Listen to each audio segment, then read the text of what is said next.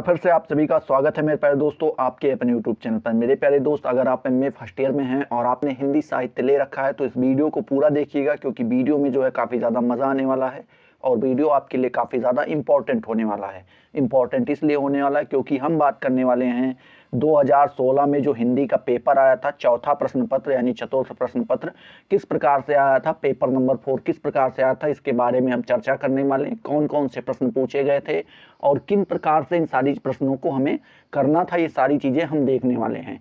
आपको 2016, 2017, 18, 19 और 20 तक के सारे प्रश्न पत्र इसी यूट्यूब चैनल पे आपको बिल्कुल मुफ्त में मिल जाएंगे। और अगर अभी तक आपने चैनल को सब्सक्राइब नहीं किया तो सब्सक्राइब करके बेल आइकन को ऑल पे क्लिक कर लेना, जिससे आपको सारी नोटिफिकेशन मिलती रहें और आप उनसे लगातार लाभान्वित होते रहें। तो चलिए वीडियो को स्टार्ट करते हैं। बात करें चौथे प्रश्न पत्र का, नाम है मेरे प्यारे दोस्त क्या, हिंदी साहित्य का इतिहास। हो सकता है कि आपकी यूनिवर्सिटी में ये चेंज हो, हिंदी साहित्य का इतिहास पेपर नंबर 3 में या 4 में या 5 में या 1 में दे दिया गया हो, तो उससे आपको बिल्कुल भी घबराने की ज़रूरत नहीं। अपने यूनिवर्सिटी के अनुसार आप इन सारी चीज़ों को देख लीजिएगा।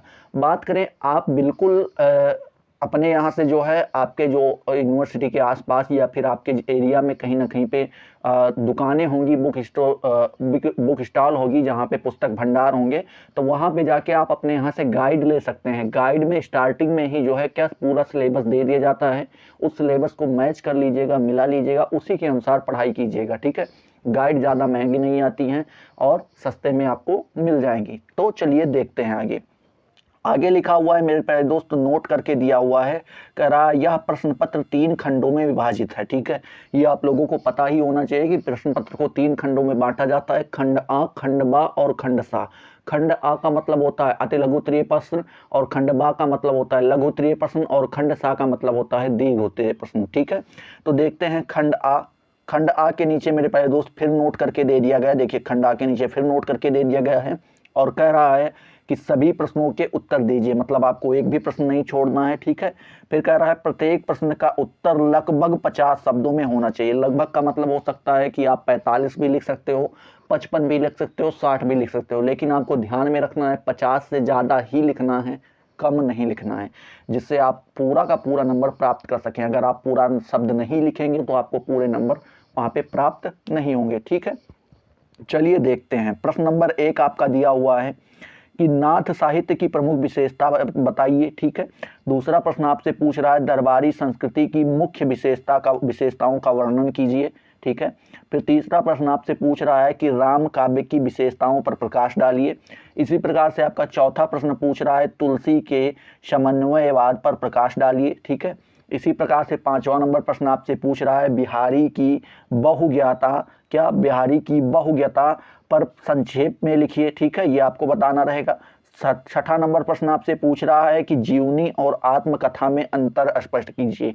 जीवनी क्या होती है, आत्मकथा क्या होती है, ये आपको बताना रहेगा, दोनों में अंतर करके बताना रहेगा। ठीक है, 7वां नंबर प्रश्न पूछ रहा है कि प्रगति काव्य की विशेषताओं का उद्घाटन कीजिए। ठीक है, आपको यहाँ पे बताना रहेगा। अगला प्रश्न 8वां नंबर पूछ रहा है कि प्रयोगवाद और अज्ञेय, क्या प्रयोगवाद और अज्ञेय पर एक संक्षिप्त टिप्पणी लिखिए। ठीक है, मतलब आपको बताना रहेगा कि प्रयोगवाद से अज्ञेय जी किस प्रकार से संबंधित हैं, क्या क्या इनके दोनों के बीच में सिमिलरिटी देखने को मिली, ये सारी चीज़ें आपको हेडिंग बना के लिखनी रहेंगी। ठीक है, 9वां नंबर प्रश्न आपसे पूछ रहा है कि ललित निबंधकार के रूप में हजारी प्रसाद द्विवेदी पर एक टिप्पणी लिखिए। ठीक है, इसी प्रकार से आपके 9 प्रश्न हो जाते हैं और एक प्रश्न और बचता है 10वां प्रश्न। ये कह रहा है हिंदी के आत्मकथा लेखकों के नाम तथा रचनाओं का परिचय दीजिए।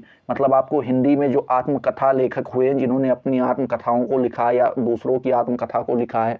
ठीक है, अब जब जैसे दूसरी की आत्मकथा को जब आप लिखने लगोगे तो वो जीवनी हो जाती है, अपनी खुद की लिखोगे तो वो आत्मकथा हो जाती है। जैसे अपने बारे में, अपने जीवन के बारे में बताओ तो क्या हो गया, वो आत्मकथा हो गया। अब दूसरे के जीवन में बता रहे हो, दूसरे के जीवन के बारे में बता रहे हो तो क्या हो गई, जीवनी हो गई।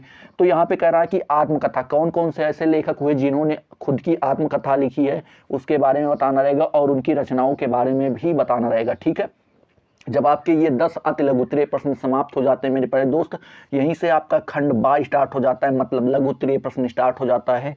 और यहाँ पर भी नोट करके दिया है, कह रहा है किन्हीं 5 प्रश्नों के उत्तर दीजिए। इसमें से केवल आपको 5 प्रश्नों के उत्तर देने हैं। ठीक है, फिर अगला कह रहा है प्रत्येक प्रश्न का उत्तर लगभग 200 शब्दों में हो। ठीक है, लगभग का मतलब हो गया 190 भी हो सकता है, 210 भी हो सकता है, लेकिन आपको ध्यान में रखना है 200 से ज़्यादा ही शब्द लिखने हैं, 200 से कम नहीं लिखने हैं। ठीक है, इसके पहले के मेरे प्यारे दोस्त आप थोड़ा सा समझ लीजिए कि इसके पहले के जो 3 प्रश्न पत्र हैं वो करवा दिए जा चुके हैं।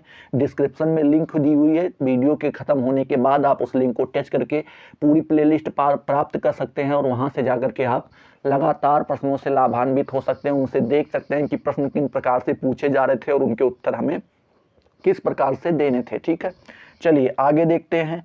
पहला प्रश्न क्या कह रहा है, इसमें से केवल 5 ही प्रश्न आपको करने हैं। तो इसमें से पहला प्रश्न कह रहा है भक्ति काल की प्रेमाश्रयी काव्यधारा और वैशिष्ट वैशिष्ट्य का निरूपण कीजिए। ठीक है, अगला प्रश्न दूसरा नंबर फिर प्रश्न पूछ रहा है कि भक्ति काल की सामान्य प्रवृत्तियों की विवेचना करते हुए पुष्टि मार्गी के जहाज सूरदास की दार्शनिक चेतना पर प्रकाश डालिए। ठीक है, अगला प्रश्न इसी प्रकार से तीसरा नंबर पूछ रहा है क्या कि किस आचार्य ने रीति काल को श्रृंगार काल की संज्ञा से अभिहित किया है। ठीक है, ये आपको बताना रहेगा।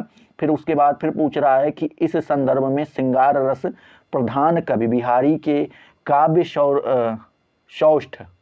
सौष्ठव की सार गर्भित मीमांसा कीजिए। ठीक है, ये आपको बताना रहेगा। चौथा प्रश्न आपसे पूछ रहा है कि भारतेंदु युगीन काव्य प्रवृत्तियों पर प्रकाश डालिए। ठीक है, पांचवा नंबर आपसे पूछ रहा है कि छायावादी काव्य की भावगत समृद्धि और कलागत वैशिष्ट्य पर प्रकाश डालिए। ठीक है, इसी प्रकार से आपका अगला प्रश्न छठा नंबर पूछ रहा है क्या प्रगतिवाद के प्रमुख सिद्धांत को स्पष्ट करते हुए उसके काव्य की विशेषताओं में संक्षेप में उद्घाटित कीजिए। उनकी जो काव्य की विशेषताएं उनको संक्षेप में हमें उद्घाटित करना बताना है। ठीक है, सातवां नंबर प्रश्न आपसे कह रहा है हिंदी उपन्यास के विकास में प्रेमचंद्र के योगदान पर प्रकाश डालिए।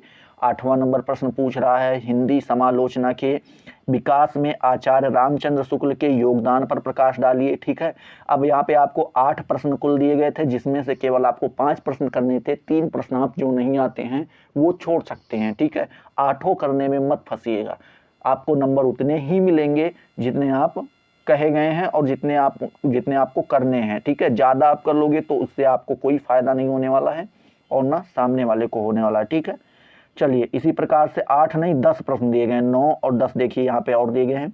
अगला प्रश्न है राष्ट्रीय चेतना की प्रमुख कविताओं राष्ट्रीय चेतना की प्रमुख कवियों का विवरण दीजिए। ठीक है, 10वां नंबर प्रश्न पूछ रहा है प्रयोगवाद और नई कविता में अंतर स्पष्ट कीजिए। ठीक है, तो 10 में से केवल आपको 5 प्रश्न करने रहेंगे, 5 आपको बिल्कुल भी नहीं करने हैं। ठीक है, चलिए यहीं से जब आपका ये प्रश्न अति लघु उत्तरीय समाप्त होता है तो खंड सा दे दिया जाता है, जिसका मतलब होता है दीर्घ उत्तरीय प्रश्न।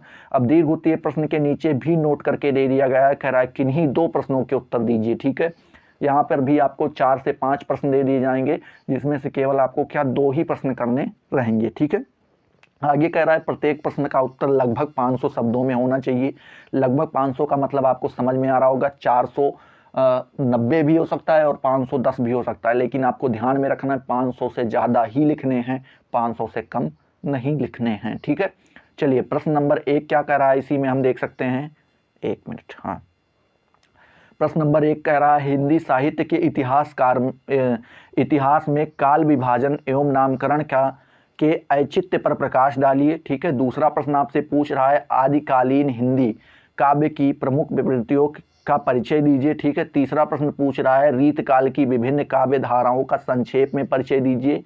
चौथा प्रश्न पूछ रहा है कि समकालीन हिंदी कविता की प्रमुख प्रवृत्तियों का सदो उदाहरण विवेचना कीजिए। ठीक है, पांचवा प्रश्न इसी प्रकार से आपसे पूछ रहा है कि हिंदी निबंध के उद्भव और विकास पर प्रकाश डालिए। ठीक है, तो आई होप ये प्रश्न पत्र आपको अच्छे से समझ में आ गया होगा, प्रश्न कैसे पूछे जाते थे। इसी प्रकार से आप पेपर को देख करके इसी के अनुसार आप अपनी तैयारी कर सकते हैं। अगर वीडियो समझ में आया, पसंद आया तो फटाफट लाइक करो, अपने दोस्तों के साथ शेयर करो। अगर अभी तक चैनल को सब्सक्राइब नहीं किया तो सब्सक्राइब करके ऑल वाला बेल आइकन जरूर ऑन कर देना, जिससे आपको सारी नोटिफिकेशन मिलती रहें।